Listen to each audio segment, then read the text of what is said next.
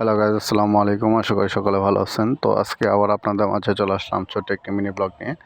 তো আজকের এই মিনি ব্লগে আমি আপনাদেরকে দেখানোর চেষ্টা করব আমার কিন্তু একটি ছোটোখাটো কিন্তু একটি বাগান রয়েছে।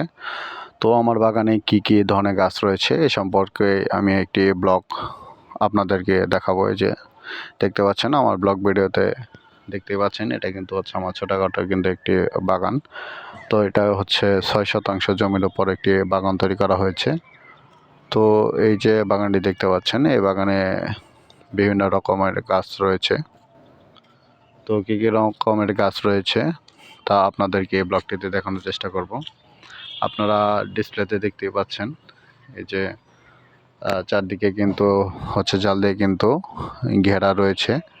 এই জাল দিয়ে ঘেরাটুকি কিন্তু হচ্ছে বাগান, এবং এখানে কিন্তু বিভিন্ন প্রজাতির কিন্তু গাছ রয়েছে। এই যে দেখতে পাচ্ছেন, এটা কিন্তু হচ্ছে এই যে কলা গাছ রয়েছে, সাইডে দেখতে পাচ্ছেন কলা গাছ রয়েছে।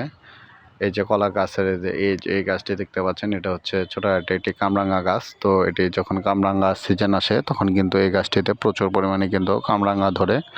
তো গাছটিতে হচ্ছে প্রচুর ডালপালা থাকার কারণে হচ্ছে গাছটি ওই ডালপালা ছেটে দেওয়া হয়েছে, কিন্তু পরবর্তী বছরে অনেক কামরাঙা ধরবে আশা করছি। এবং এই যে সাইডে যে গাছটি দেখতে পাচ্ছেন, এটা কিন্তু হচ্ছে একটি ঔষধি গাছ, নিম পাতা গাছ। তো নিম পাতা আমাদের কী কী কাজে লাগে আমরা এটা কিন্তু সকলেই কিন্তু কম বেশি জানি।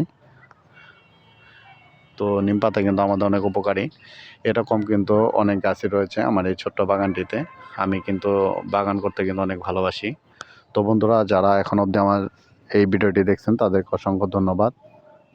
এবং যারা আমার চ্যানেলটিকে সাবস্ক্রাইব করেনি তারা কিন্তু অবশ্যই আমার চ্যানেলটিকে সাবস্ক্রাইব করে রাখবেন, এবং পরবর্তী ব্লগটি দেখার অনুরোধ রইল। সকলকে ধন্যবাদ। আসসালামু আলাইকুম।